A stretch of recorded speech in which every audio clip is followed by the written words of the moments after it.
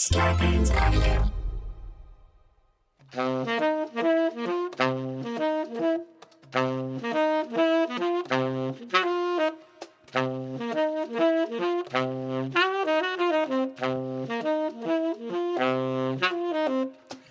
Coming to you live from the Ray Horseman Studio in North Hollywood, California, it's Nobody Listens to Paula Poundstone, your comedy field guide to life.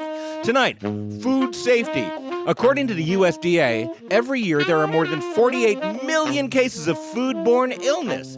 Is that leftover lasagna in the fridge fit to munch or better to mulch? The salmon you just grilled, good to go or good to throw? If you've ever had the joy of projectile vomiting as a result of food poisoning, you'll want to hear Professor Roger A. Clemens' advice on how to avoid deadly food traps, like triotoxism. You don't want the Gouda to get you. Plus, Tony Anita Hull opens up our listener mailbag to try to cleanse our palate from what will now forever be known as the Crinkle Affair. I'm Adam Felber, the man who handles our conversations with antiseptic gloves, always guiding them away from contamination by foreign topics. And now, please welcome the woman who endangers every topical salad by throwing in a toxic dash of irrelevance, a cup of mendacity, and a spoonful of non sequitur, Paula Poundstone! Thank you so much. Thank you. What a fantastic house band, Bob Mintzer. Bob Mintzer, everybody. Bob is a 30-year member of the Grammy Award-winning Yellow Jackets, leads his own Grammy-winning band. He's the recipient of the Buzz McCoy Endowed Chair of Jazz Studies at the University of Southern California. And for some reason, he's here. Wow. Wow. Well, Bob, let me just explain. We don't normally have this huge boat in the studio. And boat. I apologize. We have here the original Lewis and Clark keelboat. And yeah, I was going to ask about that yeah, boat. Ray Horseman, I don't know if I should tell him this, but I broke the door on the way in because it's a big boat. Now, why did you bring the original Lewis and Clark keelboat to a distinctly non-visual medium like a podcast? Well, it's for an auction. We're having our first auction tonight. Oh, we are? And now the door can't latch. Now, and Paula, so that smell of pot from the dispensary down the street is like permeating the room. Paula Poundstone. This is not normally the way the show goes. Is that a little possum over there? Yeah, I think the possum is on the boat. The possums are now just running in and out because normally there's possums out in the alleyway. Can I ask a question? Yeah, I can barely. Wait, move the oar. Okay. Just move that oar. When we do things like deciding to hold auctions or 100th caller contests or decide to move a giant seagoing vessel into our studio. That reminds me, don't forget about the 100th caller contest. Damn it, Paula. We're having a 100th caller contest. The 100th caller tonight wins any appliance from Roger Federer's appliance store and a chance to hang out after the game with Adam Felber. No. So that's been going couple of so notes on well. that one. The 100th caller will certainly not be tonight. Oh, you don't think it will be tonight? And it will not be tonight. Boy, We're not even close to 100 callers. Negative. Now, people can't see the keelboat, and I can't even see you, Adam, right now, because the keelboat is 55 feet long and 8 feet wide. It has 22 oars. Can you move that oar? I can't move the oar. Okay. What do I look like, an oarsman? It has 22 oars, and that's a small cannon there on the bow, and a blunderbuss on the stern. Now, why did Lewis and Clark need a cannon? Just in case. And what waterway were they sailing in this? Keep in mind, there weren't 7-Elevens back then. Yeah, and also there are not a ton of ways to travel east to west in the continental United States on a boat. Yeah, well, they did. It has a single mast and see that footloose square sail. Yeah. And this heavy timber runs down the center of the entire... footloose? It's a footloose square sail. Okay. And this heavy timber runs down the center of the entire length of the bottom of the boat to absorb the shock of what they hit and to enable which would be easier land stealing. every couple of feet. No, there were sometimes there was sandbars and there were, they would pole it sometimes or they would row it, or the team was called the Corps of Discovery and they could move the boat using ropes from the shore, which was called cordling. And so are we auctioning this boat? We are auctioning this boat tonight. Okay. It's an internet auction. Oh. So people will write in. Again, things that could have been mentioned during our little production meeting yesterday. You know what? I was so busy getting the boat here. Yeah. I drive a Prius, True. and so it's very hard to get me and the pod puppy. I hear you lay a log down the center of that Prius. It'll really help absorb some of the impact. Well, here's the captain's cabin on the afterdeck with 2 bunk beds in case the captain had a sleepover, a bench and a desk and shelves for books and scientific instruments, for example, the measuring tuba. Also, The measuring tuba? the hold of the boat is covered, as you can see, by this box-like structure. Hey, Bob Mintzer, what might a measuring tuba sound like? I haven't a clue. He doesn't have a clue.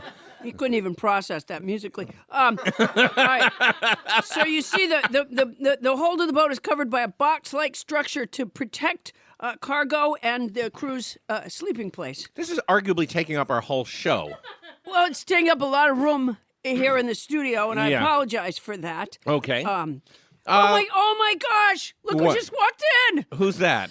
I was knocking on doors, and your door was open. Oh, look, everybody. I It's Bernie Sanders. I could barely get past the keelboat. Welcome, Senator Sanders. It's good to see you, Compass Head.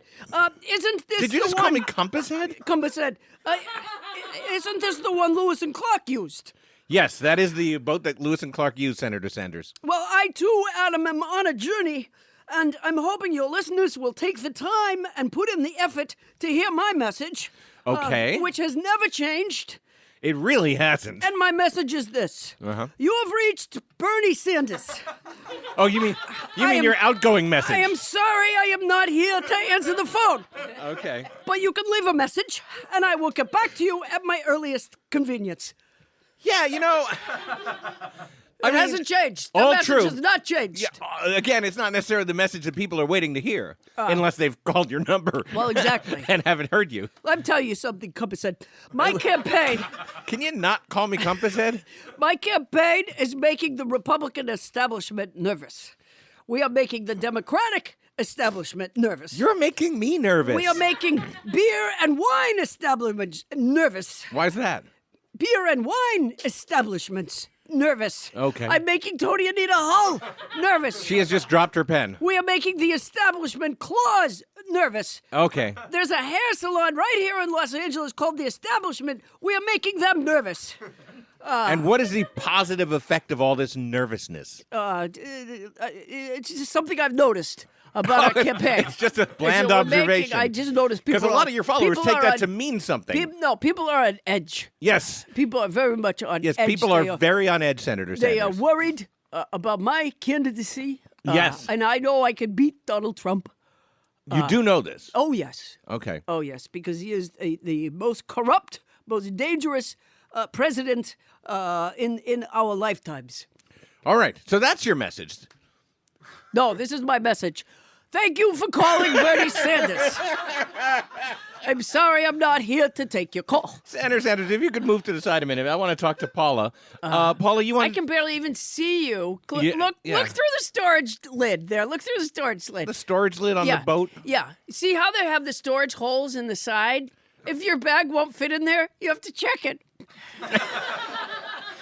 Let me ask you something. Yeah. Back in Lewis and Clark's times, how many free bag checks did you get per journey? Oh, no, I don't know. You don't know? I don't know. Well, people aren't going to bid I on it didn't- if you don't have I vital di- information. Oh like no, that. people are gonna. In fact, I just checked the auction website. Scott Franciscus has bid $25 on the original keelboat from Lewis and Clark's expedition. Scott Franciscus has. Yeah, Yeah. which is great because The, it gives the me. listener who was the first to win our bar of hotel soap that Tony Anita Hull ended up trying to stuff into a regular mailing envelope, and he had to pay for it postage due. That's correct. And That is, Scott in the has real been- world, all Scott has ever done for our show. That's not true. Scott has been supporting our show ever since. That's not and we true. thank you so much. Although I must say, Scott, $25 for the original Lewis and Clark keelboat. The good news is it gives me the chance to use one of our vocabulary words, exiguous, which means scanty, diminutive, and meager. Which reminds me, I have a word for this week. My word, Adam, is vituperative. I know this one. Vituperative. Yes, it means indeed. bitter and abusive. Uh-huh. Yeah, bitter and Vituperative. abusive. Yes. Yeah, and here I'll use it in a sentence. Will you now? I look forward to a time when we elect leaders who do not speak in vituperative language. Huh. I too look forward to such a time. Thank you, Paula. Well, I would say that many people would suggest at Senator Sanders that you are a bit vituperative at I times. am not vituperative. I am honest. In fact, I'd like to change my message. Your outgoing message Yes, or your message yes, message? No, my outgo. Thank you for calling Bernie Sanders. I'm sorry I'm not here to get your call. Please leave a message that is not vituperative. If you can make that effort. Excellent, but that was an or you were speaking into. Oh, my mistake. My mistake. All right, so vituperative is our new vocabulary word of the week. Vituperative. Oh, it's Fantastic. It's So a we'll great just word. add it to the catalog of Vituperative. other words that you don't remember. I cannot use my campaign funding to bid on this boat, but it is a beautiful boat. Thank you, Bernie. I cannot accept such things. I cannot. I cannot. Well, we weren't offering it. Yeah. I just, in the case somebody was thinking of bidding and giving it to me, you can't. That is not legal. I can't imagine why anyone would want to give you this boat. Lev Parnas. Lev Parnas would like to give you this boat. He'll go with anyone. He just likes to. He likes to peddle.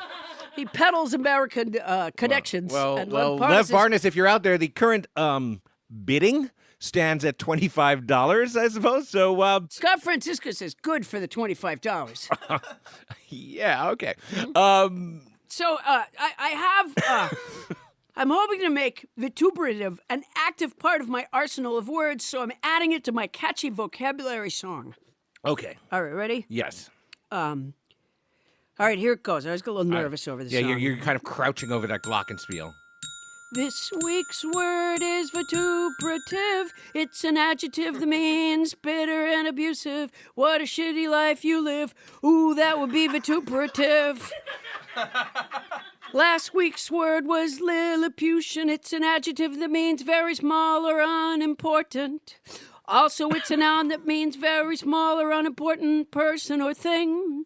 The week before that, the word was prandial. It's an adjective that means of or relating to a meal. I don't like the mashed potatoes with the peel. That can be a prandial conversation.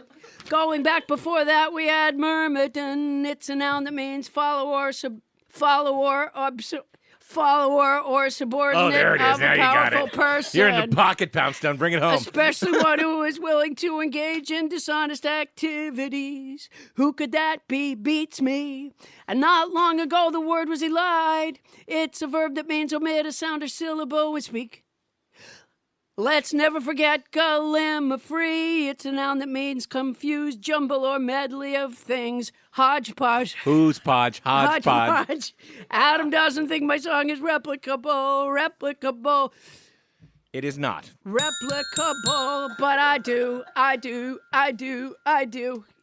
Jump in anytime, Bob. Just jump in. I actually took a picture of Bob during that. He was literally agape at what was going on. We're gonna silkscreen Bob's agape face onto the square sail on the keelboat, on the original Lewis and Clark keelboat. I think it will maybe increase the value, but we already have $25. So from Scott this Franciscus. whole night was worthwhile. Well, Paula, that was a absolutely. great rendition of your vocabulary song. Well, thank you very much. You know Utterly what? different than every other version of it. Is it me, or does it? Well, it does evolve a little bit. It's a little bit like a folk song, Adam. Is it me, or does it just get better every week? I agree that it's just you. Yeah. And in fact, we've asked some of our listeners over the last few weeks to, contribute their versions of the vocabulary song, maybe have something a little more catchy and replicable that might actually teach people words. And we've had some great responses so far. So just once again, everybody, that's nobody listens to Paula Poundstone at gmail.com if you have an entry. I don't see how it's going to be better than that. Well, it's possible. Coming up, Hippocrates said, "Let your food be your medicine and your medicine be your food." But how can we be sure if our food is safe to eat? Professor Roger A. Clemens is here to carve up our plates with helpful information. And no, he's not the Roger Clemens who threw a fastball. We just couldn't resist finding the intersection of pitching with food safety. Keep your food safe. That's coming up when we return on Nobody Listens to Paula Poundstone.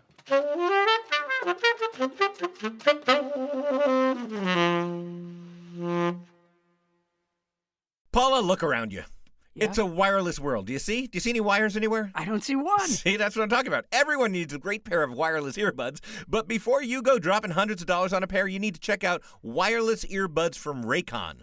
Raycon earbuds start at about half the price of any other premium wireless earbuds on the market. Oh, you knew that. And they sound just as amazing as other top audio brands you know. And Raycon's latest model, E25, is the best one yet. 6 hours of playtime, seamless Bluetooth pairing, more bass, and a more compact design that gives you a nice, noise-isolating fit. Raycon's wireless earbuds are so comfortable, perfect for on-the-go listening and for taking phone calls. And as you know, when we do our weekly production meetings, I'm always wearing the earbuds. And I just got my pair of Raycons, and I tried them out. They pair easily. They look good. They don't fall out of my ears. I'm kind of in love with them. And unlike some of your other wireless options, the earbuds are stylish and discreet. There's no dangling wires or stems. The company was co-founded by Ray J and celebrities like Melissa Etheridge and our own Cardi B. Cardi B, where you at, girl? Are obsessed with Raycons. Pick up a pair and see what the hype is all about. Now is the time to get the latest and greatest from Raycon. Get 15% off your order at buyraycon.com/Paula. That's buyraycon.com/Paula for 15% off Raycon wireless earbuds. Buy Raycon, RAYCON.com/Paula.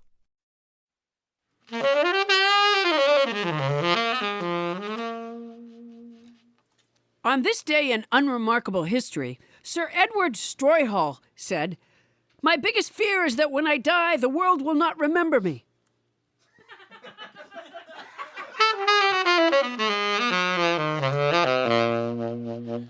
Hey, Paula, we're back. Just Oh, boy. you, me, and a giant seagoing vessel. Yeah, I wouldn't mind sleeping in that top part with the. No, with that the, looks cozy with a little. little hood over it. Yeah, that looks like a There. modern-day tarp that must have been added later. Yeah. I bet back in Lewis and Clark's day it was skins or something. Yeah, I'm not sure what it was originally made of. Okay. But for the people bidding, it's the original. At this auction. Yeah, it is. Yeah. It is It's the the original blue yeah. tarpaulin from Lewis and Clark's day. All right. Paula, you've eaten leftovers a lot. Have I ever? You have that look. No, you frequently talk about eating leftovers. I have a lot like of when like our leftovers. sponsor HelloFresh, whom we love.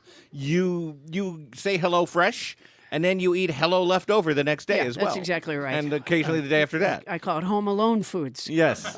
Yeah, it's true. I make a batch and then I eat it over the course of the next few days. So here's my question: how do you know if your foods are safe? I have no idea. None at all. So far, I felt good. But you've gotten sick before. Yeah, but not from that. How do you know? Because it would be a throw-up-y sick. Would And it? I haven't been throw-up-y sick in years. Do you know that that bad food always Knock on the leads side of that boat for me, would you? the side of the boat? Yeah. Okay. Yeah. Yeah, that's just not good. Oh, I see. Yeah. No, I haven't. sure why I So did that. I've managed to survive all this time. I feel like it's your not food is through generally skill; safe. it's through luck. But generally Okay. speaking, I've done okay. Yeah. Well, we have someone here who can tell us what's safe to eat and what will kill you, which is kind of a useful thing. Professor Roger A. Clemens is adjunct professor of pharmaceutical sciences and associate director, regulatory science program at the University of Southern California. He's an expert in pediatric nutrition, probiotics, food safety, and toxicology and food processing. My old jobs. Please welcome Professor Roger A. Clemens.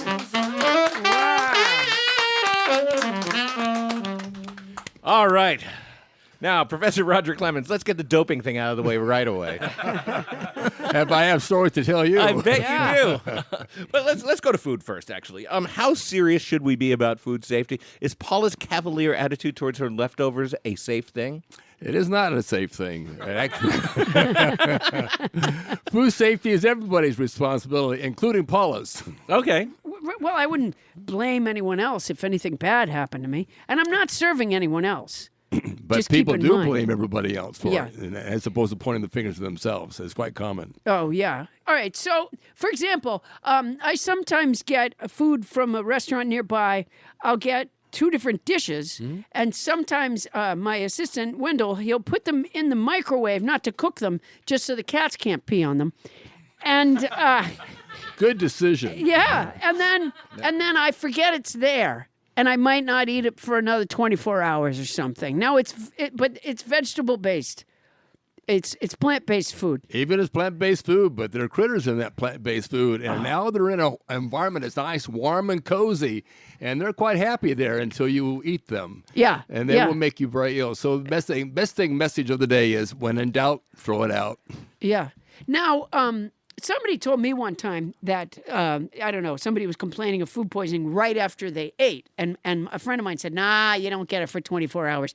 Is there like an incubation period for the, you know, what's the food poisoning window? It's it depends on the individual, but it depends what the dose makes the poison. It sounds like I see.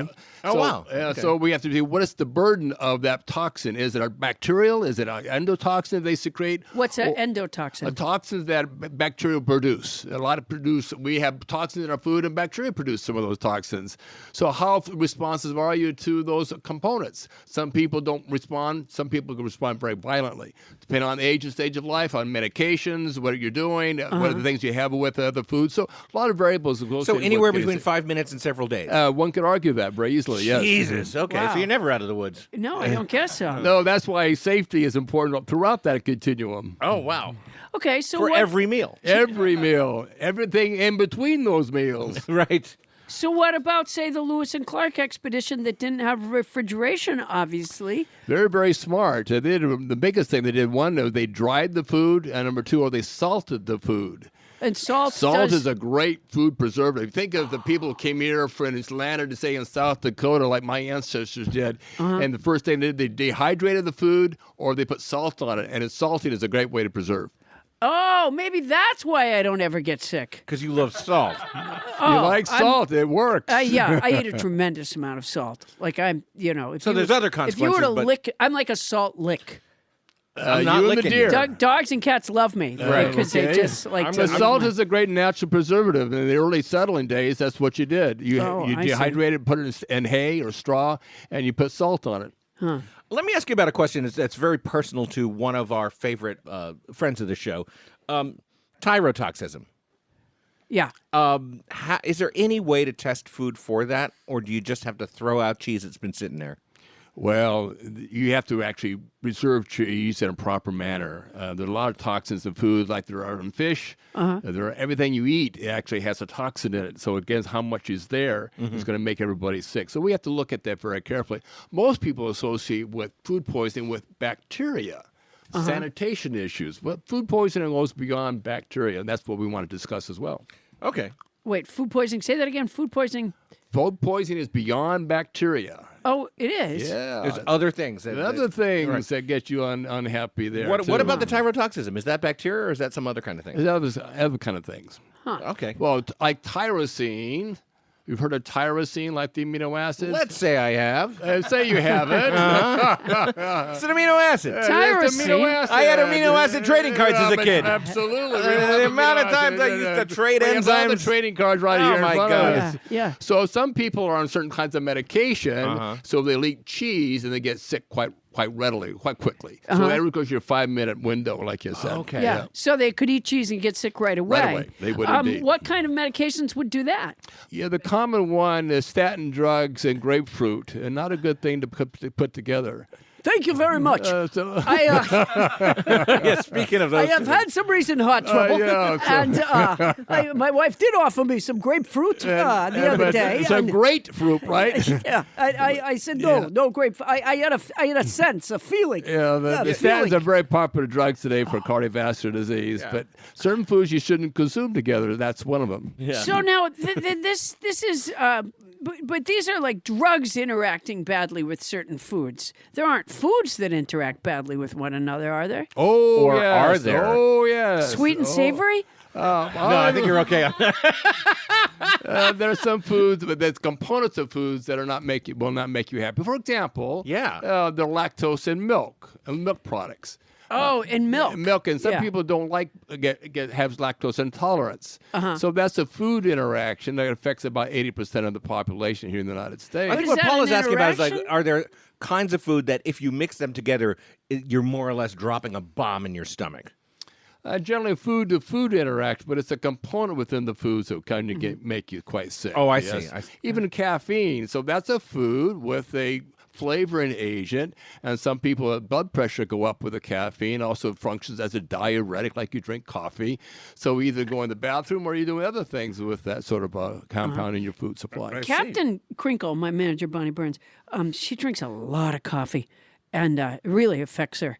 I mean, I can't speak digestively. Heart palpitations would get a lot of people. A lot of people react that way. I'll step up and say I've known Bonnie for about 3 years, and she's been agitated the entire time. For good reason. Is that the coffee? Are you agitating her, or is the caffeine agitating It's the her? caffeine. Oh, I'm a calming agent. Adam couldn't have done anything. My daughter asked me a funny question the other day. She said, we still have ice in the freezer from the party. She says, is it okay to use old ice? I would recommend that you not use old ice. Really? Why is that? Because things grow in ice. So let's go to the North Pole or the South Pole. Are things growing in that ice? And you bet they are. So you rotate. So what kind of plumbing was used in that ice? What kind of filters were there? Animals and plants in the water underneath them. That's a different kind of ice. My well, refrigerator doesn't have animals and plants in it. But it does in the plumbing. And they come from municipal water supply. Oh, Jesus. And how many filters do you have in your water supply? So things grow in the plumbing. How about things that are wrapped up in the freezer, like chicken? Well, chicken that's wrapped up is kind of nice, but they get what they call freezer burn. Yeah. So with the freezer burn, it really tastes a little like not so good, right? Yeah. Right. But actually, that protein is breaking down, so it doesn't make it so palatable. And so we want to cook it, fry it, whatever we want to do with that food. It's not going to be as palatable. And that protein breaks down into things that you may not like very much. And your body say, I don't like this component of protein. So probably, again, when in doubt, you want to throw it out. So how do creatures preserved in ice in movies manage to stay preserved without their proteins breaking down when they seem to get thawed and are perfectly fine to ravage cities? Most of them are dehydrated. And so dehydration preserves lots of things. So you rehydrate and unfreeze. They cut the Exactly scene right. where Frankenstein just look. Pounding Just like Gatorade. you're doing over this table, rehydrating yourself. It's all good. Now, let me ask you something, sir. electrolytes. You must have an empty refrigerator at home. Well, as a matter of fact, I have two chefs in my family, so Do you we actually really? have good clean refrigerators and good clean freezers. You bet. Yeah. Everything's dated. We know when it was in. We know what's going to come out. First in, first out. Wow. Just like we do it in a restaurant. We know what went in. It's stored appropriately. And same with our pantry. We know what went in, when it went out. I'm glad you brought up restaurants. I'm What glad are they you doing brought to up your kill us? OCD because I think, And I'll be OCD. I got that. It's all Yeah. about safety, right? wow. What's the worst thing that most restaurants are doing that's going to get us killed? Bad sanitation. Bad sanitation. And not cleaning the tables, and not storing things at the right temperature, right place in the refrigerator or freezer. How about not washing off the menus? Because that seems to worry at least That one works person a here. lot. So what rag did they use to wash off the menu, much less wash off the table? Bonnie Burns wants to And know. it's always interesting. They take a wet rag. What was on that wet rag? And did they allow it to dry? No, they just if they dry it off, that means the solution that was stored in the rag isn't doing its job. You have to give it time. It takes time to kill what was there. Suddenly, Bonnie Burns has become the choir in your church. Oh, She's back there going, bring oh, it yeah, on. amen. Bring it on. I used to be a choir director, so I get that. No, if I have considered before making a survival kit, because of all the bad stuff coming our way. But the problem for me is the water. That's going to be one of the things that we really need if we're stuck somewhere. And if I store water now in my survival kit, how often do I have to change out the water for it to be good for surviving? That's a great question. So Thank what you. was the shape of the container that you originally put it in the water? What's the source of that water in? What was the temperature where it was stored? So what we normally do, I get a life straw. A what? A life straw. L-I-F-E straw. What the hell's a life straw? I think he's going to tell you. Oh, we're going to tell you like it. I should have brought one in. Yeah. this man But for the half an hour, visual but he's cue gonna here tell- on the camera, we can get Yeah, do this yeah, right. go and tight Put on it on that. our website. The new website's fantastic. Well, it's going to be Yeah. Is it up yet? Yeah, Oh, it's up. yeah. It's up. Well, you always carry, when you're out packing, you carry a life straw with you. It's a multi-series a filtration system. So literally, it worked for about a year's time. You can take the dirtiest of all dirty water and suck it up. It'd be safe water It's for like you. drink okay. through the straw. You drink through the straw. Directly from the fetid lake to the straw. Yes, you can do it for the ventilator. It's about the quarter of the size of the diameter of this soda can. This is a soda can, ladies and The gentlemen. soda can, by the way, can't you see that soda can? Yeah. And you see that they had them all off on this Lewis and Clark business. They all had life straws, so they had good water with them. Yeah. And so actually, that will clean the water for you, make it appropriate for you. So But they can you okay. give Paula kind of an estimate answer? She's got bottles of water in her garage. well, how was it stored? What was She it? bought them at was it- Costco a month ago. Okay, a month. Well, it's not even because that's sterile water produced in an environment that was aseptic, as they would typically say. So how long will that flat of water bottles we last? recommend not more than a year. Not more than a year, Oh, Paula that's not Poundstone. so difficult. So, but you have a commercial variety of water in that point. But if you did it out of the tap of your home, that's a different story. Oh, that wouldn't if you be take healthy? a milk bottle, Jesus. don't want to store that water because things will grow. That container is not sterile. Okay. The water is not sterile. Matter of Yeah. fact, none of the food you and I consume is sterile. Yeah. What? Oh yeah. What about Maybe it's- boiling things to make them sterile? Well, sometimes boiling makes them sterile, but also boiling concentrates things that shouldn't be there in the first place. So boiling can help clean water, but it doesn't always do a great job for that. Son of a Really? bitch, we're all going to die. Honestly. All right, Now, well- wait, hold on. Just answer the phone, Adam. What? Yeah, just answer the phone. But we were going to take a... Okay. you Just take a call? Answer the Hello? phone. Hello, Adam. It's me. This is myself, Winnie Feynman calling. Hi, Winnie Feynman. And How I are have you? a question for the professor. For the professor? Yes? You want to ask the professor something? Yes, sir. Adam Felber has my mother's crock pot. I don't. And so what my mother has been forced to do is put food in a pot that's not a crock pot and leave it out all day until she gets home to prepare it. How dangerous is that? Don't do it.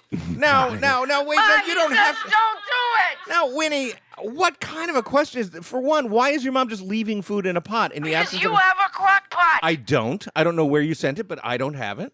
You have it. As a saucepan, no? Yeah. No, a crock pot is a slow cooker. As a slow cooker. Yeah. And I think what our caller is saying is that since she mailed It's me. It is I, Winnie Feynman. since she mailed away her crock pot, her mom has been not slow cooking so much as just leaving food out all day in a pan.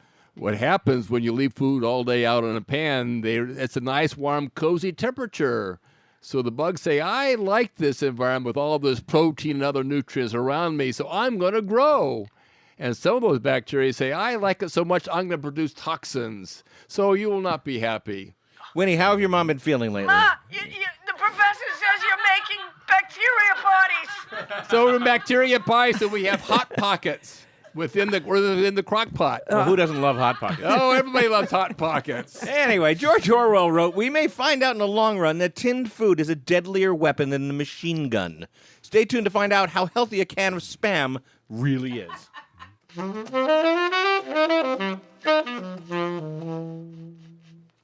The cat of the week is Swee from Henniker, New Hampshire.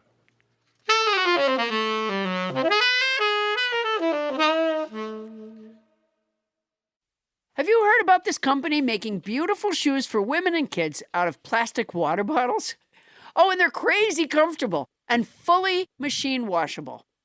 Yeah, it's Rothy's. They have quickly grown into a most loved, gotta have 'em brand. It's no surprise they have over 1,000 nearly perfect reviews.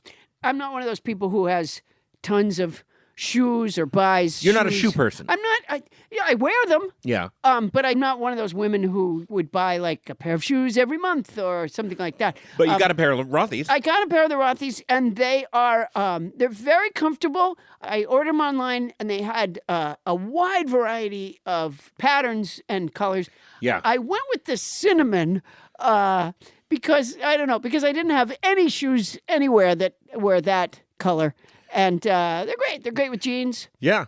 I got to say, Jeannie ordered a pair. There are no men's shoes from Rothy's. Sorry, guys. But she ordered the Bluebell Triple Stitch loafer. Oh, now she And would look it's- good in the here- Bluebell Triple She does. Stitch Here's loafer. a picture of the loafer. Oh, that's nice. Listeners, you should see this picture. But she loves them. Yeah. She and she's got those dancy feet, so that's perfect for Yeah, her. she's a dancer. Rothy's are the perfect everyday shoes for life on the go. They're stylish, and that's important to me. And they go with everything from yoga pants to dresses and skirts.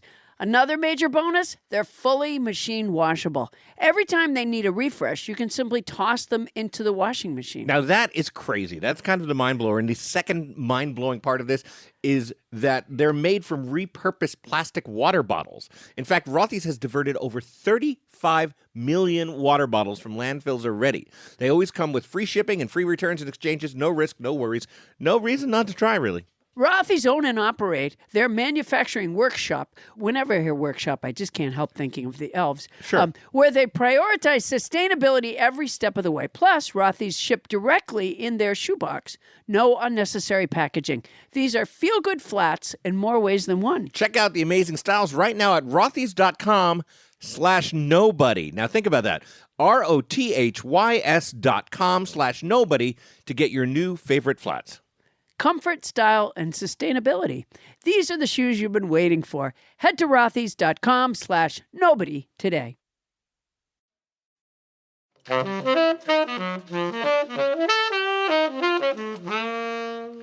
And we're back with Roger A. Clemens, the renowned pharmacological professor, not the disgraced baseball player.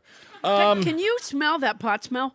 The pot smell? Yeah, you know, there's a dispensary on the corner, and because we can't shut the door because of the boat, yeah. The smell of pot is like wafting in here. Can pot go bad? Yes, pot can go bad, but I'm sorry that we're here smelling the pot as we do the show. Yeah, I don't think it's good for us. I don't know. Boy, now we were talking for a second during the break, and Captain Crinkle asked how often you should wash out your produce drawer, your vegetable drawer in your refrigerator, and you said Every 2 weeks. wow. And Captain Crinkle got this look on her face like 2007 might have been the last time she did that. Yeah. Remember, No, I haven't Remember, done it. where does produce grow? In the ground. Yeah. Where does fruit grow? In the tree. And are all those clean? The answer is no. So bacteria and viruses are quite happy in the produce that we consume. So it's not just meat. Yeah, it's just not just me. It's everything that you and I consume. I had assumed that I was living a less risky life by not being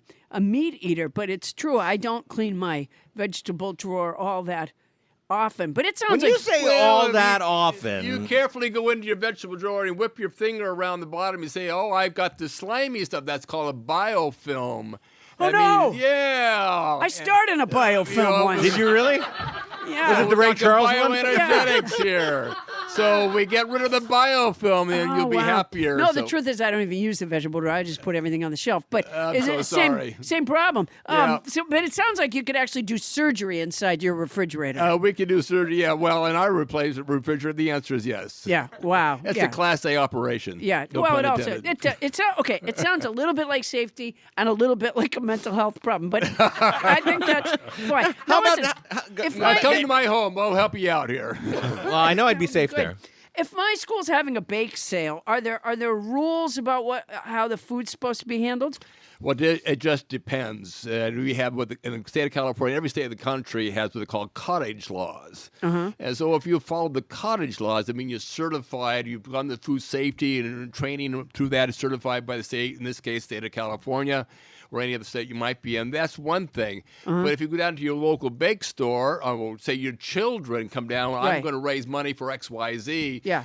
So you hope that it was processed well. Because there aren't any laws. Yeah. And so till we have kids sick, I yeah, think we she's can talking do about the that. crapshoot of Erica's making brownies, and Yeah. Justine has his cookie recipe. And aren't we and glad we're we all have a selling them great in front immune of- system? We don't know how it was cooked. It could be raw dough. We don't know if that was Erica's raw egg definitely. whites or egg yolks. We don't know how it was made. One of my favorite things, Julia Childs one time yes. on her show, she dropped a whole chicken on the floor, and she picked it up and looked into the camera and said, "That's just between you and I." Yeah, the quickly 3 to 5 second rule, right? Yeah, exactly. Well, that's great for camera, but not good for public health. Yeah. Okay, so let's talk about the chicken. Let's pretend it hasn't hit the floor. How long can it be out there before you cook it, or before you refrigerate it? You thaw out a chicken and water in the sink. You don't leave it on the sink, but actually put it in water so it thaws evenly. Let's assume it was never frozen. You take it home from the supermarket. You're going to cook it that night. You want to consume within a week's time because Okay. the chickens are not sterile. Okay. Then you'll find. Well, some of them are, but it's they can still lead that's productive another lives. issue, right? Yeah. Sterile, Yeah. we can do that. But then once it gets slimy on the skin, there's something slimy inside, so that's the way to throw it out. Ah, Doesn't that sound good? Slimy Yeah. chicken. Yeah. You know what? I kind Your of feel, favorite. I First fe- number one on your menu. I feel like here in L.A., if you were to open up on like Melrose a slimy chicken wagon, it would be very popular. Yes. The food trucks, it could be Yeah, just that exactly. way. Yeah. Are food trucks more of a health problem or less of a health problem than restaurants? Or is Actually, it- the food trucks in Los Angeles are certified. They actually have a license. The food inspectors go through and be sure they're adhering to all the sanitation issues. So nice. you'd be good bet that the food trucks are pretty good here in Los Angeles. All right. They got clean water. They have hot thing stoves. They got clean bread. They do a very good job. They handle with gloves, so sanitation usually a minimal issue. And if people that are in line get sick, they can just pull up and drive away very quickly. Yeah, that's right. Of course, the people in line get sick and they have greasy hands. So who's to blame of getting sick? That's right. The greasy hands. How about devices that tell you to change the filter? Should we listen to Captain Crickle wanted to know if those devices were a scam. And in your answer during the break, it looked like she thought, I've been assuming they were a scam since 1997. Well, no, she said your refrigerator. What? There's no filter in the refrigerator. For is the there? water system to making ice and for water Oh, dispenser. my refrigerator doesn't do that. Oh, I'm so sorry. Yeah, my refrigerator. It's the only thing that's not in this original keelboat from Lewis and Clark. Right. I use that refrigerator at home. Well, great. Well, they take the water through the lemons and the limes, right? So they don't have scurvy, and therefore you're actually diminishing the bacterial load that way. But the refrigerators that have filters, they should be cleaned as they indicate, usually every 6 months. So they're not scamming you. They're not scamming you, Captain Crickle, They don't they're want not things- they don't want scamming things you. They don't want things to keep on building up to build an issue. So they're not really scamming you. They're trying to be sure that you remain safe. Speaking of remaining safe and regulations, talk to us about the sell-by date and the use-by date and how closely we should adhere to those. Are those sufficient, insufficient, exactly accurate? The use-by date, it's important to note that, in fact, these are not expiration dates. These are best use-by dates. Okay. So you may be the manufacturer of X, Y, and Z. I am. And good for you. An XYZ product that says here, use by best flavor by, best crunch by, best whatever characteristic you have of your product says best use by date. Okay. With all of that. Best use-by. Okay. As opposed That's to the one a to drug. follow. A drug How has about the sell-by date? Same idea. The option is here in the United States, you can have a sell-by date. That's a little bit different than a use-by date. But typically like a milk, it's a really big sell-by date or use-by date. Depends what they use on the code here. But generally, sell-by date means you have a little leeway after that. You have a lot of leeway by after that, Okay. actually. But Great. unlike the drugs world, they act really as an expiration date. So they don't want you to be consuming that drug after it expires. Yeah, but that sounds like a total scam. Oh, And by the way, when you turn, You're not when gonna you- let him answer When that. you turn to pharmaceutical companies, I don't trust what they say, anyways. well, I can respect that, but I've done Thank the analytical chemistry of that, and actually has a failure out here someplace. So they actually have. So let's say your medication is good for 12 months. Well, they know it's going to be good for 18 months. But we want to be certain that you don't exceed the expiration date. So there's a buffer zone. So if they're you will. using like a caution, like a cautionary to they're the scaring patient. you off. Well, I wouldn't say scaring you off, but it is a caution. Be sure that you always get the drug dose delivered as prescribed by the physician. I see. I have to tell you, I use old meds. How old? You How and, ancient are the meds that you you sometimes and 90% of the population use this med. Well, for two reasons. Okay. One is they're expensive. Okay. And the other is I don't know how to dispose of them. I don't want to. What do you mean, how to dispose of them? If you're not using them, if you're like, oh, these are too old, I don't want to. No, you're not supposed to flush them. No, you're not supposed to I flush wouldn't them. flush them, no. No, I would throw them in the garbage. No, we don't do that either. Yeah, What do we do? exactly. We actually, there's a drug disposal operation with every major city has one. So you just call them up and say, I want to dispose of X, Y I drugs. want to party there. So when you put all the drugs in one big pile and pick your See what chance happens. and take Yeah, a choice out of absolutely. that, right? That's how you do it. Yeah, it's a grab bag. It's a grab bag. So actually, when somebody dies, for example, and the nurse practitioner comes in to help you with the disposal of the body and moving other things around, they actually do a drug inventory. Sure. A drug inventory. Then they take the drugs, they account for all the drugs, and then they dispose of them appropriately. And most of them go into incineration. so they're burned. And should you So be I doing have to that wait with just until I die to Yeah. have my drugs Well, let's taken not care do of? that. Let's not wait till we die. But there are ways to do it. Most hospitals do the same thing. It's through incineration. Okay, here's a question I've been asked to ask. I just want to do as a disclaimer because I'm not sure it's really your table. But Captain Crinkle heard. I am. That Costco. Captain Crinkle? Captain Crinkle, Bonnie Burns heard that Costco has the best quality meat and wants you to tell us if that's true. Well, I have been to their facility in Arkansas, and it's really quite impressive, frankly. Costco's facility. Their cleanliness, their quality control. I've interviewed the quality control Gosh, and people there. If you say their cleanliness is They, good, it has to be now, phenomenal. They must be producing meat you could eat off of. They do a very good job, frankly, almost as good as Vallarta does. But I can tell you that Costco does a very good job. Their quality control across the country is quite impressive. Wow. Wait, almost as good as who? Vallarta. Vallarta is Hispanic store. Vallarta is equally clean, but it's a smaller operation than Costco. Of Oh, course. they have markets here in LA, don't they? And they're Yeah. wonderful food. They really do have wonderful food. Terrific food. Oh, good to know. There's Even one not my far friends from from my house. Guatemala would like Vallarta food. Ray Horseman has spoken up. Ray Mucho Horseman. gusto, senor. On the other side of the hull, Yes. he's shaking his head. As He's far on the underside of the keel, right? No. Yeah, we no, can- no, we're not keel hauling. Ray No, Horseman. keel- Ray everybody Ray today. Horseman. Cookie dough. Can I eat it? Probably not a good idea. Okay. Because it has raw eggs, and even we're really fortunate in this country. We have what they call end-shell pasteurization.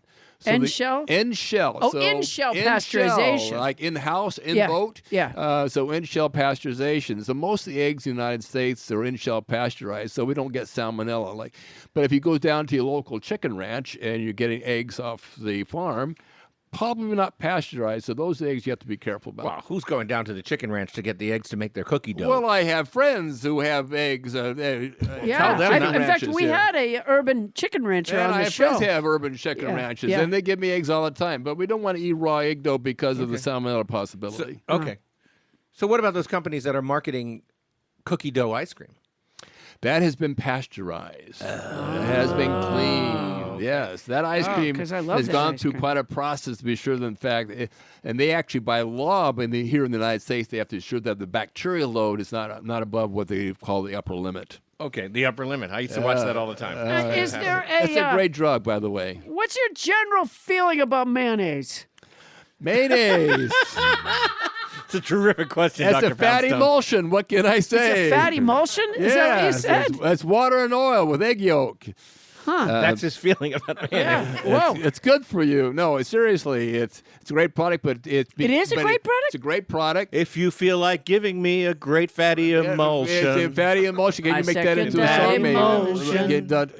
We can do it, but also it's a great matrix.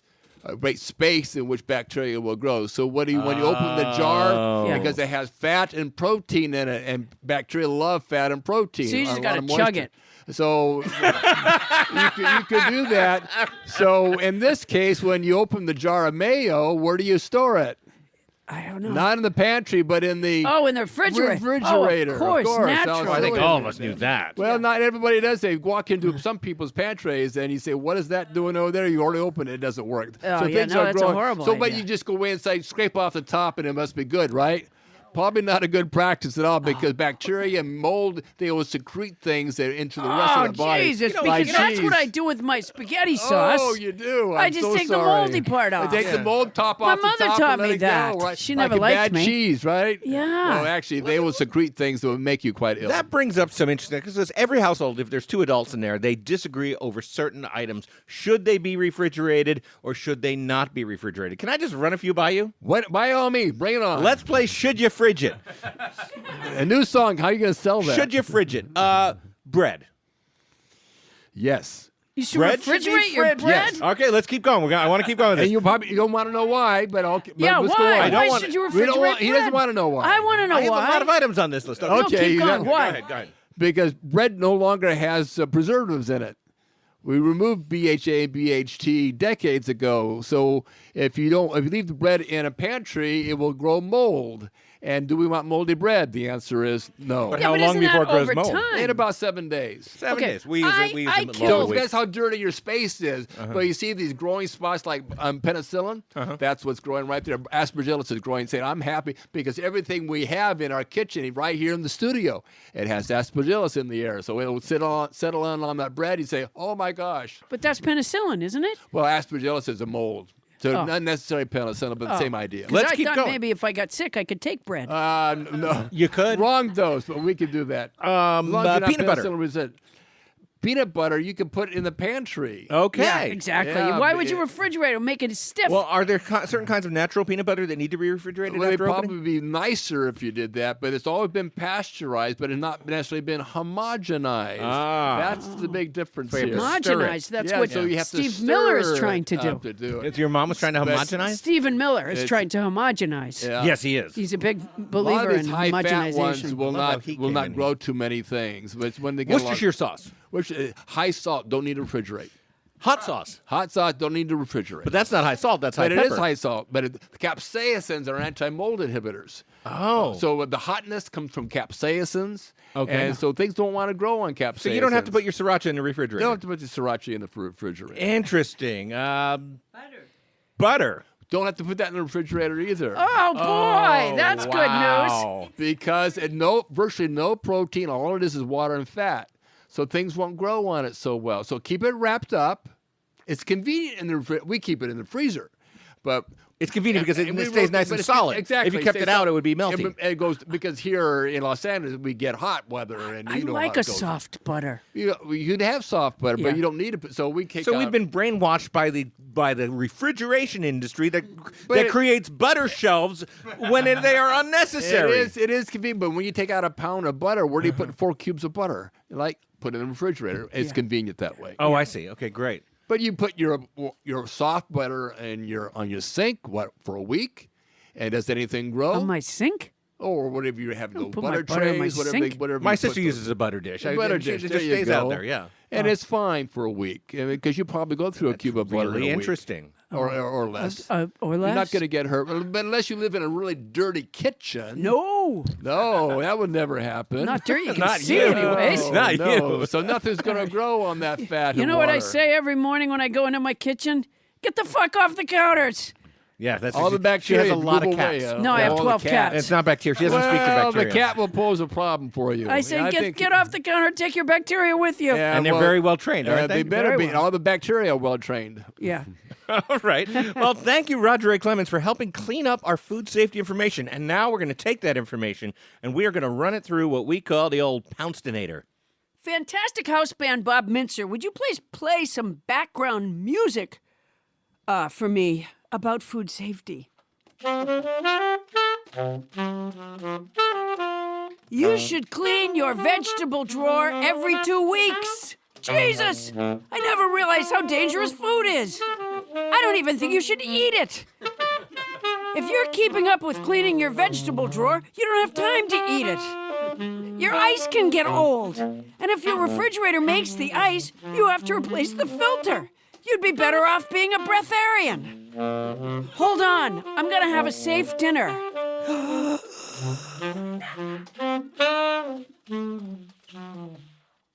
He is an adjunct professor of pharmaceutical sciences and associate director, regulatory science program at the University of Southern California. Thank you for being on our show, Professor Roger A. Clemens. Coming up, Tony Anita Hull, thank God, is back and opens up the listener mailbag. That's coming up right after this.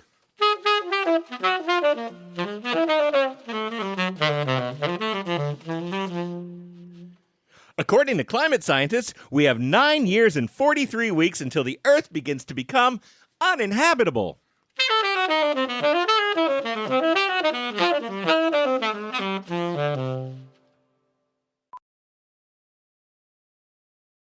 Hey, I'm Andy. If you don't know me, it's probably because I'm not famous. But I did start a men's grooming company called Harry's. The idea for Harry's came out of a frustrating experience I had buying razor blades. Most brands were overpriced, overdesigned, and out of touch. At Harry's, our approach is simple. Here's our secret. We make sharp, durable blades and sell them at honest prices for as low as $2 each. We care about quality so much that we do some crazy things, like buy a world-class German blade factory. Obsessing over every detail means we're confident in offering a 100% quality guarantee. Millions of guys have already made the switch to Harry's, so thank you if you're one of them. And if you're not, we hope you give us a try with this special offer. Get a Harry starter set with a 5-blade razor, weighted handle, shave gel, and a travel cover, all for just $3 plus free shipping. Just go to harrys.com and enter 8989 at checkout. That's harrys.com, code 8989. Enjoy!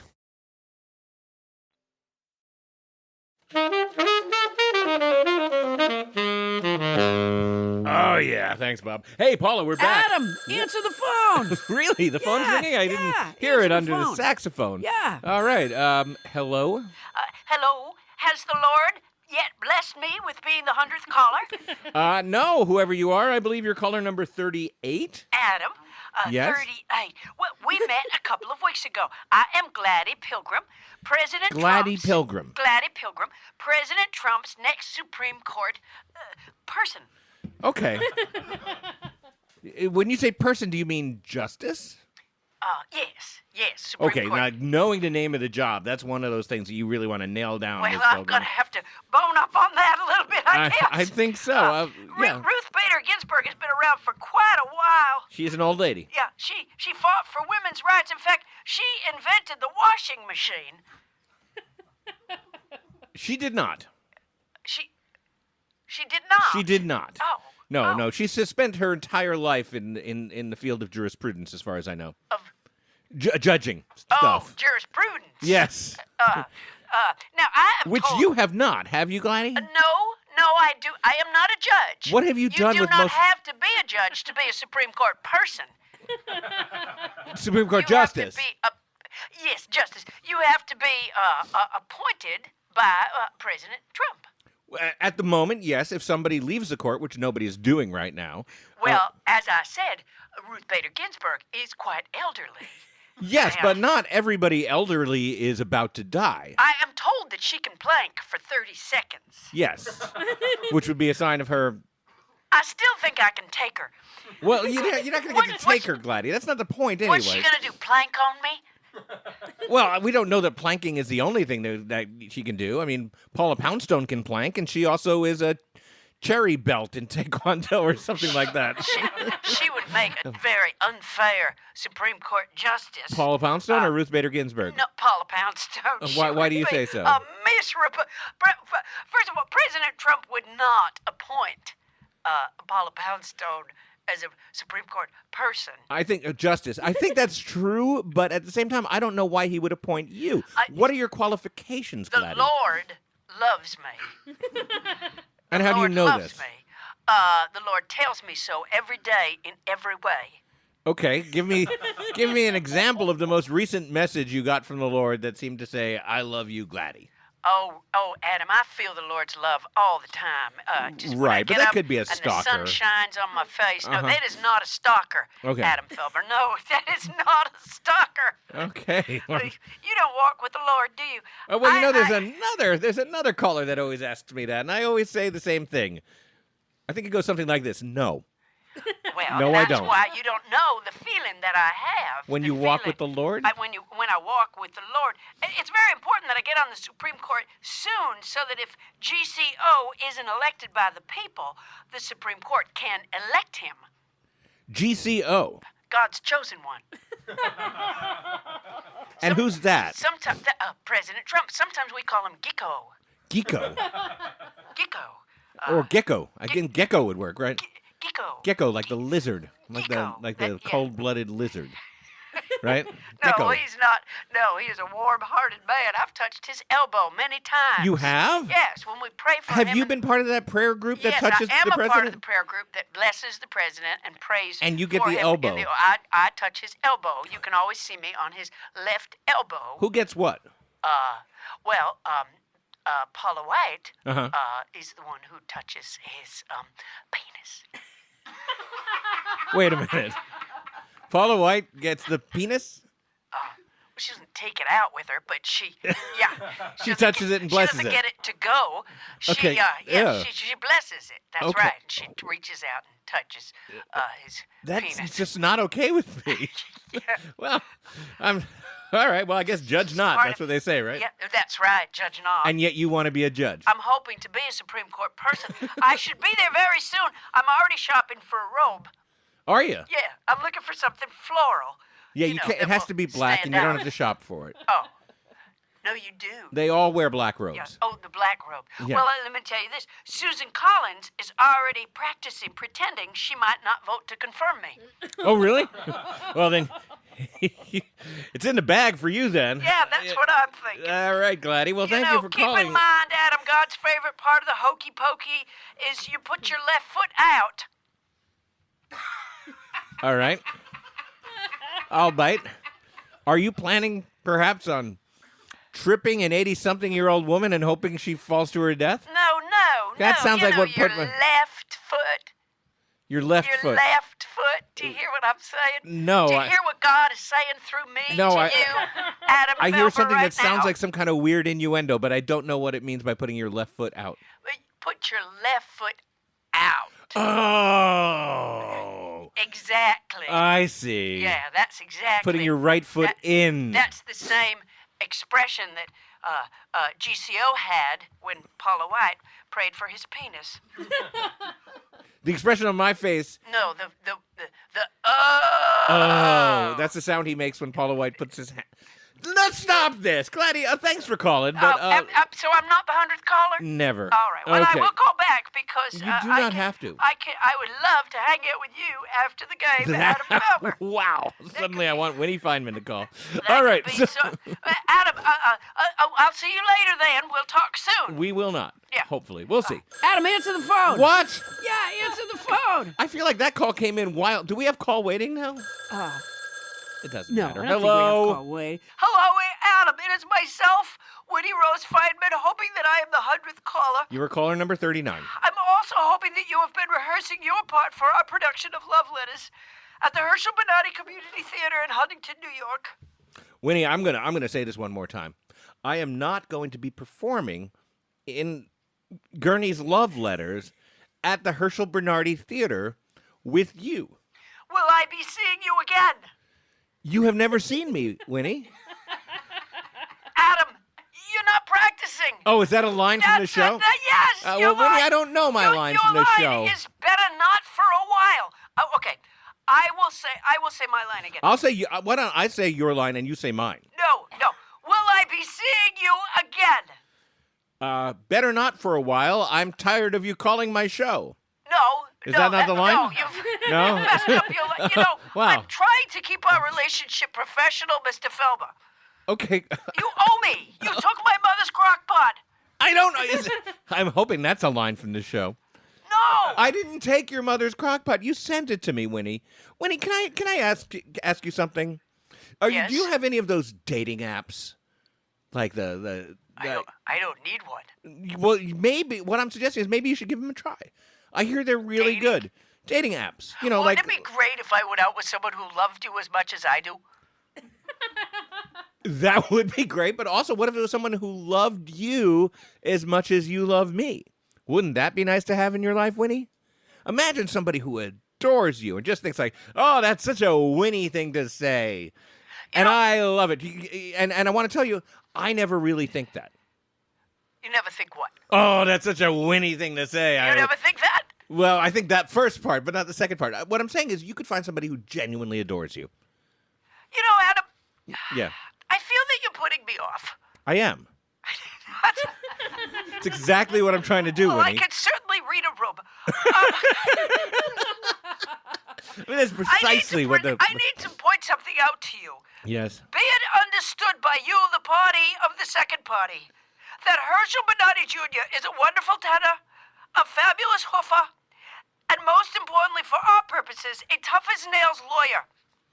Okay, where's this going, Winnie? You need to know that, because the Herschel Bernardi Theater will sue us if you don't complete you're in breach of contract. There's no contract, Winnie. I never signed a contract. I never agreed to do this show. This is just the start for us. I am planning for us a production of Of what? Ninya Land. Ninian Land? Ninya Land. What's Ninya Land? Ninya Land. I heard you, Ninya Land. What is it? It's inspired by La La Land, but it's about New York. Oh. Wow. I don't want to contribute to this production in any way at all, I'm but also I would planning- suggest that you pronounce it Nai Land. I am also planning a stage adaptation of Ben-Hur. Ben-Hur? And I see you in the lead role. As Ben-Hur? Yeah.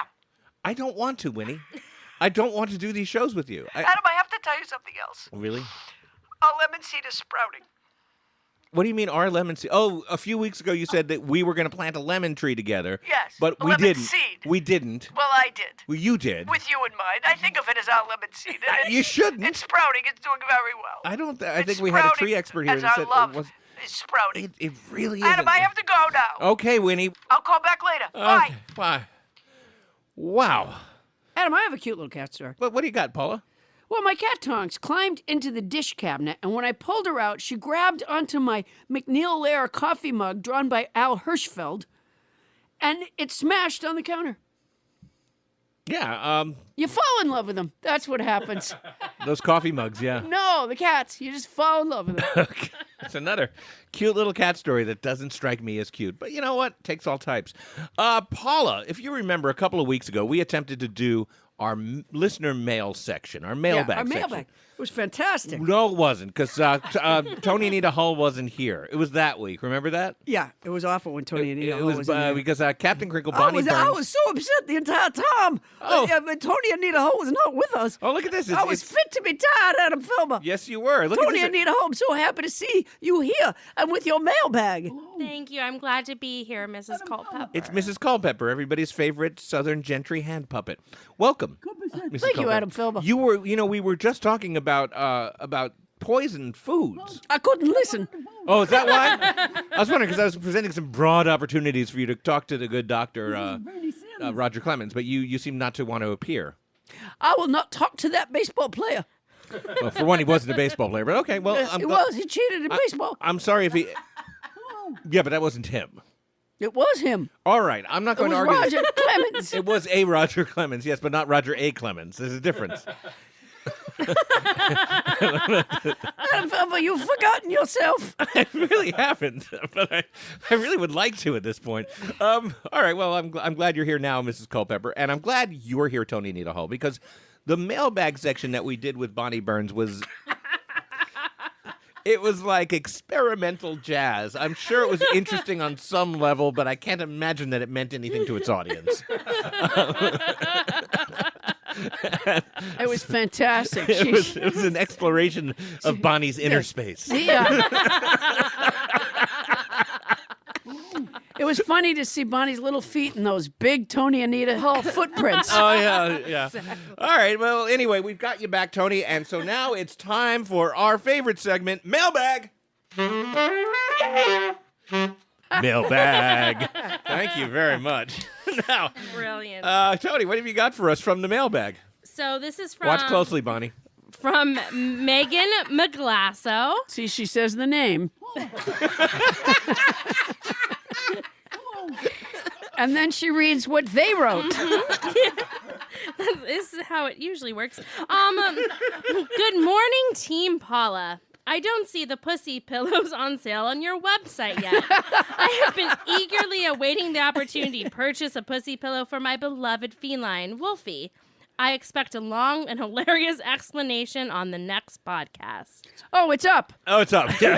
Short answer. Yeah, the website's up. The website's up at this Yeah, point. Now, we yeah. haven't seen it, but we're assured that by the time even this listener mail thing happens, it's up. Let me tell you what's been holding it up. Several things. Well, one thing is there's some sort of a, I don't know what you call it, like some sort of a program that you put in that when people buy things from the store on the website, there's some sort of a program that will calculate the shipping. And what it requires is that Wendell, Your assistant. my assistant Wendell, weighs both the packaging and the item of each item sold on our website. so that this will be covered. And this Are is, you serious? Yeah. Like the website, Bonnie's saying, yeah.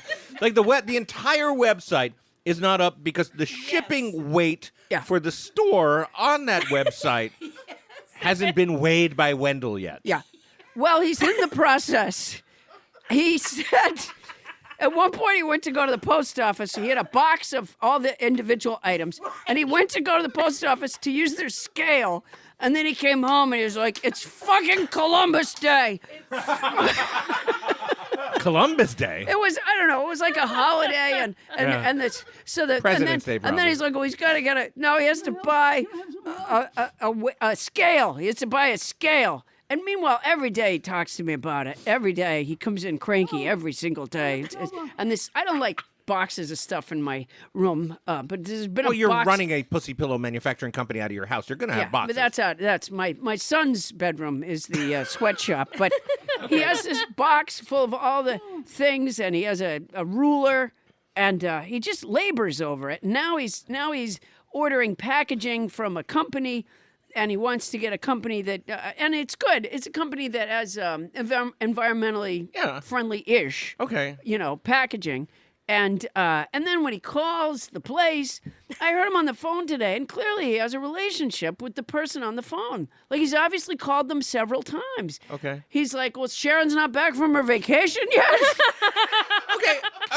All right. Now, I want to move on to our next So piece you of mail. can see why this would take a long time. Except that, Yeah. and this is a crazy thought, and I Yeah. only say this as somebody who's helped launch a half a dozen websites. You have? Yes. There is a You've pot. helped launch websites? Absolutely. Did they have stores? Some of them. Yeah. And here's something that you can do if your Yeah. store hasn't weighed its international packing. Oh, don't even talk to Wendell about international. Here's something you can do. You can post the rest of the website, the stuff that has, like, say, a podcast that you are on. Yeah. And then where the store should be, just put a little banner saying, "Coming soon." We were doing that. And now Captain Yeah. Crinkle is talking in the background. Yeah. She says, "We were doing that." And then if I know what would happen, I know this show, I could ask her what she means by that. And then 3 hours later, our listeners are still not done with this show. Yeah. Yeah. There's a lot of communication challenges here. Wendell has become an isolationist. Okay. He's just like, he doesn't want us to ship to other countries. And we're like, well, yeah, but the podcast goes to other countries. So, we're big in Moldova. I said, so, But none of this happens until the website's up. Well, he's very concerned that there's going to be a big run. This is one of his concerns. And He's then he won't He have- says, I'm the one who has to deal with it when tons of people want pussy pillows. I don't even know where to start with And that. I said, Wendell, I don't think there's going to be like a big rush. Yeah. I mean, if I sell like 6 when I'm on the road, it's a big deal. Right. But we do go out to thousands of people listen to us every week. So Yeah, seems there to mi- make no difference. There might be a run on it once it's available. We'll Yeah, see. We'll yeah. find out. But you know what? This is how you do the mailbag thing. Yeah. Tony read something. We responded to it. Yeah. This is how it's done, Bonnie. All right, let's move on with mailbag. Let me out. No, you don't have to, Bob. Forget it. We're good. This is from I surprised you with it. The house band wanted desperately to intercede right then. this is from Jaden Baker. Okay. Hi, this is not a question, actually more of a suggestion. All right. Can you please continue asking Bonnie a question from across the room? Just one question. I love hearing her answer it wrong and then defend herself for a few minutes. It's beautiful. Thanks. Well, Jaden, you kind of stumbled upon our secret formula there. Jaden might actually be the pen name of Bonnie's daughter. Yeah. No, I assure you that we don't even have to ask Bonnie questions for her to yell something wrong at us.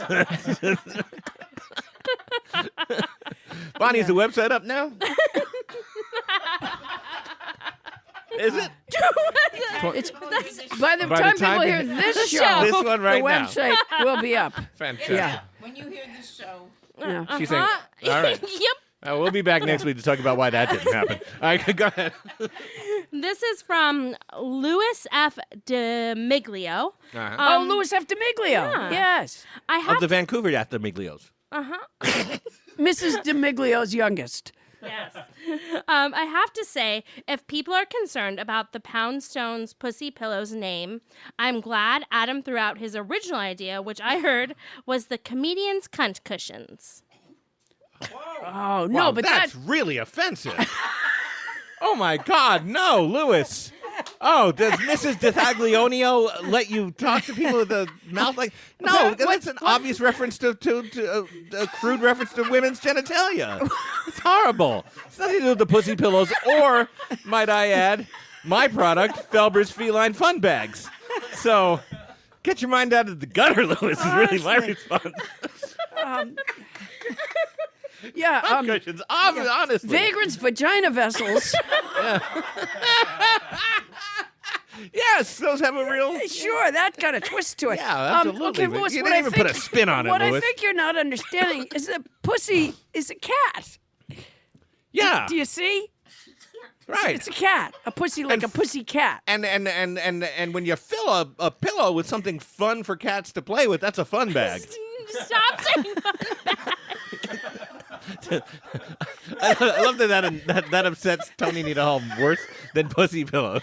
His Felber's Feline Fun Bag. I had never heard that. This show is decayed. I had never What is heard happening the to us? fun bag thing. You know, Tony, what you're missing on your mailbag is that what Bonnie would do is she would read part of what the person said. And then she would Google something in it. I noticed you don't do that. No, Yeah. I don't know. And then no one really could understand what she was talking about. Right, because it would was be only- a bad website, poorly conveyed, Yeah, not related to the topic of the mailbag thing. Like someone would write in and say, I really enjoy your show. And Bonnie would read like a Wikipedia thing. About an emperor named Cho. Yeah. Yeah, that was how that rolled. And yet she felt very strongly That we need to just listen. she couldn't understand why we weren't seeing the connection. So try to work on that, Tony. I All right, heard so Lewis, no, Yeah. we're just deeply offended. Can you Deeply imagine when my offended. kids were little? I used to play this game sometimes where I would hide a present for them, and then I would give them clues to where and one clue led to another. I would say stuff like, it's underneath the bouncy thing in the big backyard, and they'd run out to the trampoline. It's under the trampoline. Can you even imagine what Bonnie came up with for her kid? I don't even want to estimate how many kids she lost on that game. Yeah. There's unwrapped presents all over her house. Yes. I think Hidden state all over her house. kept erecting higher and higher walls next to the highway. Yeah, with like It's in the thing with the cars. Kid goes running out in the street. No, the garage. Okay. Yeah. Are there any more? Or is that I have one We more. have one more. One Okay, more. great. It's We have one more. My husband and I love your show, but the Thank you. ever-growing run times. This week's episode is about an hour and 42 minutes long. Is starting to make it difficult to keep up with your podcast. When you stuck closer to a 1 hour runtime each episode, it fit in well with our commutes and all the other podcasts that we follow. But nobody listens to Paula Poundstone. Is starting to outgrow the space we can manage to give it. We love your work and want to keep supporting you guys, but we'll have to stop listening if we can't manage to keep up. We'll try for a few more weeks, but we wanted to let you guys know what we're wrestling with since we've been happily telling our friends about your podcast, and we'd hate to have to stop. You guys make our week more joyful. Thank you for all your hard work. You guys do what's It's a really best long for you. fucking letter. I know. You guys do what's best for you. Don't worry about us if you don't need to. Best, Rachel. Ooh, super Oh, my passive aggressive at God, the end there, Rachel. Jesus, I Don't hope worry they if you don't don't have need to. kids. Honestly, They call little Rachel Jr. into the room. Look, you're taking up a lot more time than your family has for you. We got also, a lot of podcasts if you want to to listen shorten, to. if you want to shorten our show, dear Paul and Adam, your show's too long. Love, Rachel. Not this Finnegan's Wake of mailbag that we were just presented with. Oh my God, that was the longest mailbag that we had. Well, that's why it's a 2-hour show this week. It has nothing to do with Bonnie. Even 2 weeks ago when Bonnie Googled shit to add to it, it wasn't as long as Rachel's "your show's too long" email. Well. Rachel, what I don't understand. Okay, I'm going to tell you something, Rachel, something very personal about me. I'm going to take the time to do it. Okay, but Whether it Paula, we're fits- watching the clock here. Rachel, whether it fits into your commute or not. So here's what I have to say to you. Pull over. I have to say this. Our show has been getting longer, and you know what? I would prefer to see us keeping it a little bit shorter. I think we do some things that are unnecessary, like having Bonnie Burns involved.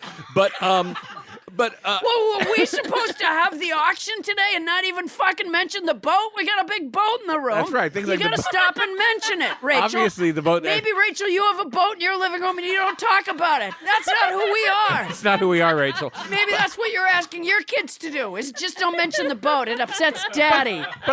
Yeah, when your kids become drinkers, you'll know what I'm talking about, Rachel. That's right. You have to be open and you have to take the time that it takes to express your feelings, Rachel. I would extend that to our before show meeting where we might say there's going to be a boat in the studio tomorrow, Adam. And maybe you should plan the show differently because you're probably going to be talking about the boat. I didn't see the need to do that. What Rachel doesn't realize is I've been trying to keep the production calls shorter so that we can put more time into the show itself. And the final thing that I would say, Rachel, is one of those other 4 podcasts that you listen to probably can go.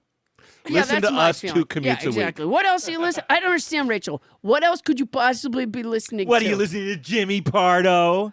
I love Jimmy Pardo. I do but too. maybe she's- Are you listening to Sklar Brothers? No, I like the Sklar I like Brothers. them too. Okay. Are you listening to?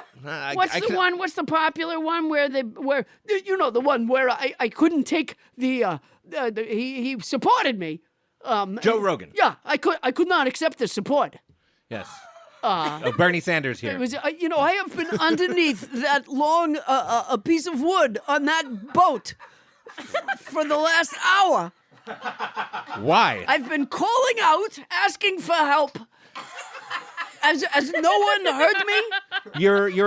I don't want to insult you, Mr. Senator Sanders, but you're somewhat on the old and frail sides, and I had a heart attack. What are you talking about? exactly, and your I had voice doesn't project. I had the best heart attack anybody's ever had. My whole heart attack was, can I get a chair? That was it.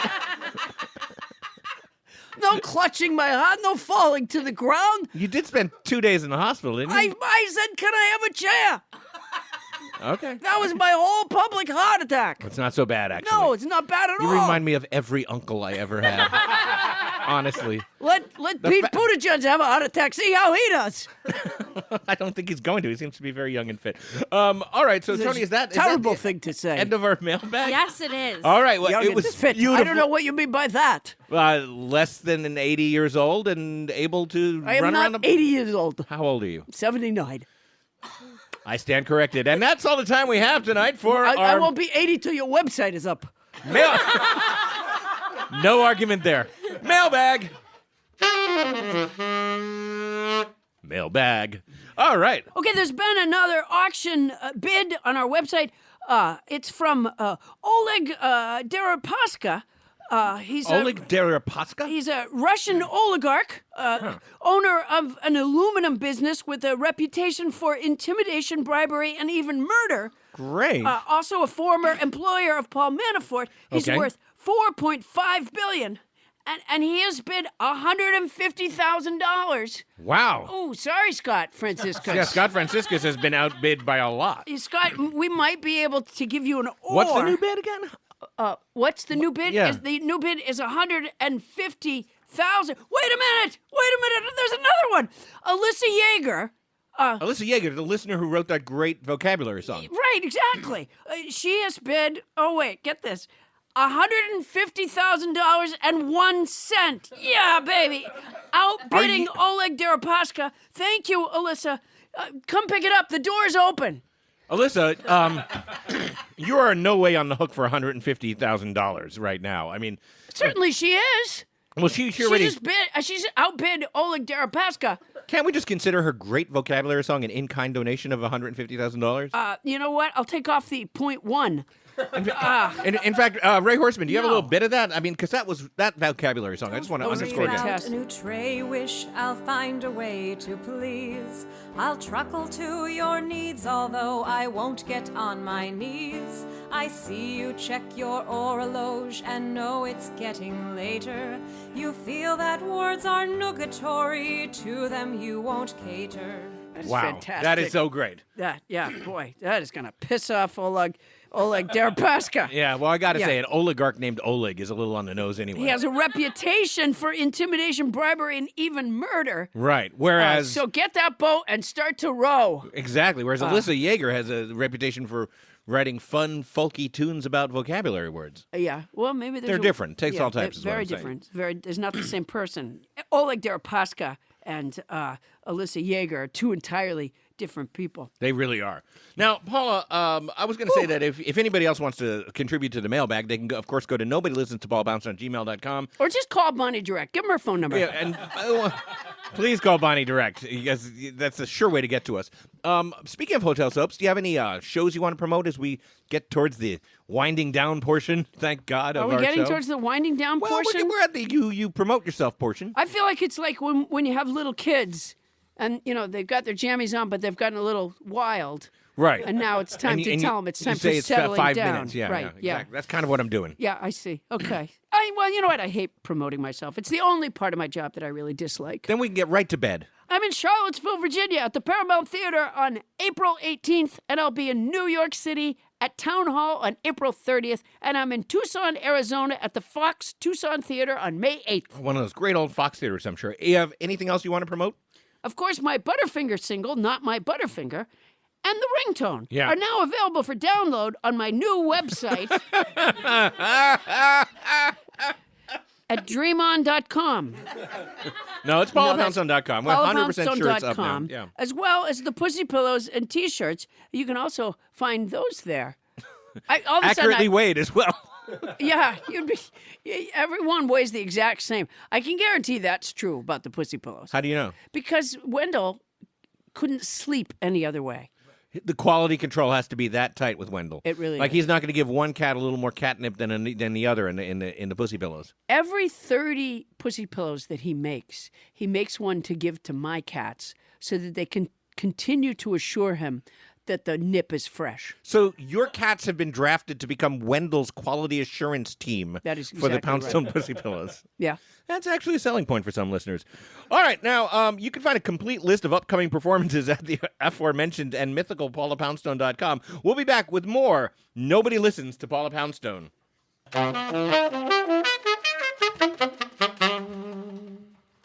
Fun fact, some archaeological evidence suggests that the first truly domesticated cats appeared over 9,000 years ago, while other strong evidence clearly suggests that we're still waiting on that one.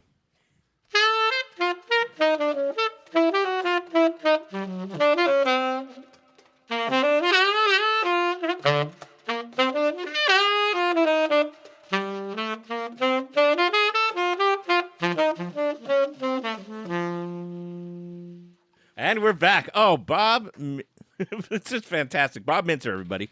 Well, welcome back, all you nobodies. Now, Paula, we gave our security muscle, Tyler Burke, a tearful farewell just a week ago, but I'm looking in the studio right now, and he's right over there.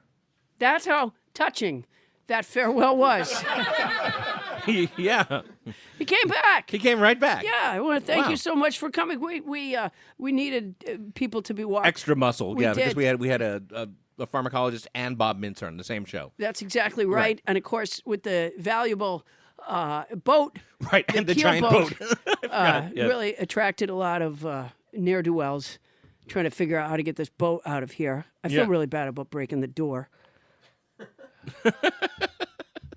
Now, Paul, I'm sure Ray Horseman is a forgiving type about door breakage because you've done it before. If you remember, in the days of Anthony Alfaro's Animals, we had quite a few physical plant. We didn't break the door. We just had yak waste on the floor. We had yak waste. We had some wall bruising. I don't think that bothered Ray Horseman. All right. Now, Paula, any message this week for the fans listening to Nobody Listens No, to actually, there isn't, Adam. Really? You don't have a message?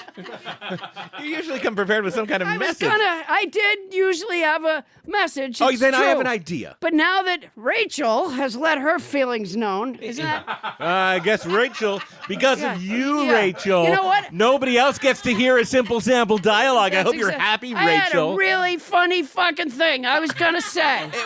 The paper was spontaneously lighting fire. It was so funny. Yeah, it was probably the funniest thing I've ever written. I'll be honest. It was the funniest thing I've ever So written. I want to And you know what? apologize to I'm our not- thousands of listeners because of Rachel. Yeah, because it didn't fit into their what is it? Their Her commute. Yeah, because damn. Rachel's working from home this week. Right.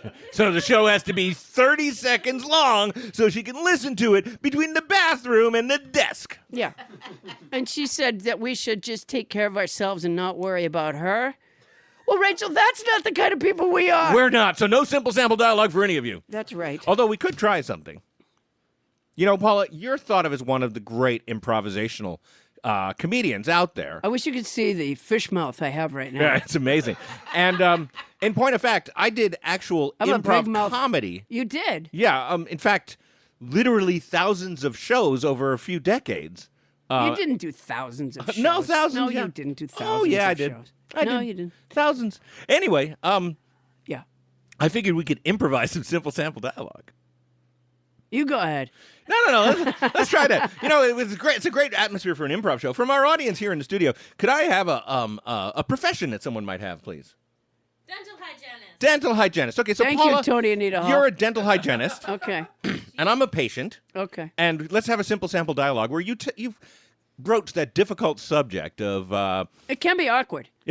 I'm told it can be. Yeah. So, that so I'm here we a are. big fan. Ladies and Big gentlemen, fan. through the magic of improv comedy, we now take you to a dental hygienist's office. Okay. Do you want to spit? All right. I meant in the bowl. Do you want to spit in the bowl? sorry about that. I'll spit in the ball. No, take that hook out. Take the. You're supposed to take the hook out. What No, kind you of dental can take. hygienist are No, you? this is a discount dental office. You're gonna do a lot of the procedures yourself. Okay. I'm willing to do that. Yeah. Okay. Yeah. Okay. Yeah. So you took the sucky hook Do out. I put it back in? No, you don't need it. I already did. No, take it out again. Take Stuck it. to my gum. No, take it out. I'm not gonna do it for you. Take it out. All right. You know what? You're getting charged more. I got it out. All right. Thanks. Okay. And now here's some floss. Oh, I don't usually floss. Yeah. Well, that's why you're here. Go ahead and floss. All right, I'm flossing. There you go. I have to say, Yeah. for somebody who's more or less taking care of 5 different patients at once at a discount dentistry clinic, Yes. you seem remarkably composed. Well, because I'm teaching people to care for themselves. Oh, is that why? Yeah. There's no it's, other reason? No. There is another reason. For fuck's sake, Paul. How much bigger can I tee this up? Take that thing out. Okay. You know, part of the way I take that sucky thing out of your I'm mouth. starting All to like it. No, Okay. I'm turning this sucky thing off. You know, it's interesting that you should ask. Adam, is that your name? No, it's Devin. Devin, it's interesting that you should ask. Yeah, I do feel composed. I feel relaxed. Right. And I have a certain love of life, and you know where that I comes have nothing from? to compare that to, but it radiates from you. Yeah. Well, do you know where it comes from? I do not. Not from fucking cleaning teeth, I'll tell you that. Where does it come from? Well, I happen to listen to the podcast. Nobody listens to Paula Poundstone, the comedy podcast. What's a podcast? It's a comedy podcast. Okay. Oh, what's a podcast? Yeah. Oh, well, it's like a radio show, but it has less discipline. And instead of coming over the airwaves, it comes through the internet. Interesting. Go on. Well, that's really it. I listen. And scene. Well, that was just great. Wow. I think Yeah. I really got my point across. Yeah, look, we gotta give applause for it. Yeah, I think you did. Yeah. That's Well, that was Tony Anita Hall. She'll she'll applaud anything. she'll applaud dirt. She really. Well, I hope you enjoyed that, Rachel. Yeah, they just drove past their work. All right. Apparently, Rachel doesn't realize you could turn it off. So she's saying Or listen again later. It doesn't fit into their commute. So what's been happening is they've been driving past their place of business, Right. Because they So listen. she's been having to get new jobs farther and farther away from her Precisely, house yeah. because of our podcast. Yeah, she's now a chicken farmer in Petaluma. Didn't mean to be. Yeah, and Yeah. yet she lives in Santa Monica, California. Well, so if we this shorten has up the been- podcast, maybe she can get a job closer to home again. Yeah. All right, so we're going to get right on that, Rachel. Remember, nobodies, even Rachel, our email address is nobodylistens-to-Paula at gmail.com. And you can find me and Adam on Instagram, Facebook, and Twitter. And you can find my remarkably soft tri-poly-blend t-shirt with a self-portrait on the left breast and a memorable quote on the back at paulapoundstone.com. That's our show. Nobody Listens to Paula Poundstone is hosted by Paula Poundstone and yours truly, Adam Felber. Produced by Paula the Poundstone, Adam the Felber, Bonnie Burns, Ken Lazebnik, and Tony Anita Hall. Technical direction by the great Ray Horseman. And mixing by Michael Hoagie. Special thanks to tonight's house band, Bob Mintzer. What an honor. And thanks to our guest, Professor Roger A. Clemens. Security muscle provided by Once this. again. By Tyler the Rock Burke. Transcription services for this show provided by Transcribe Me. For your special Paula Poundstone discount, use code Paula Poundstone when placing your order at transcribeme.com. That's our show for tonight. Won't somebody please listen to me?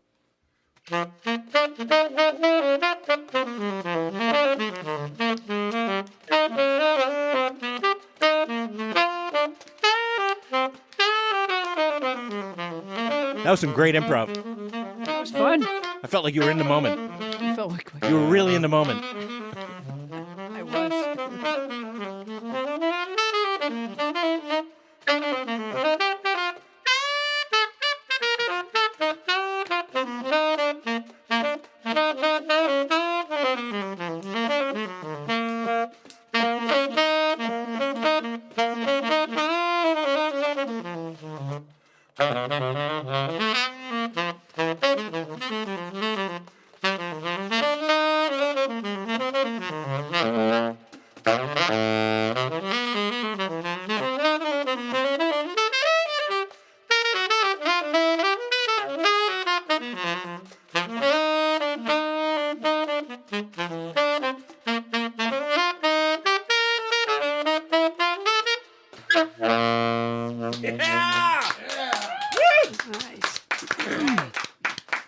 Oh, Bob, that was good. I don't think I should have eaten that raw egg off the floor. Starbane's Audio, a podcast network.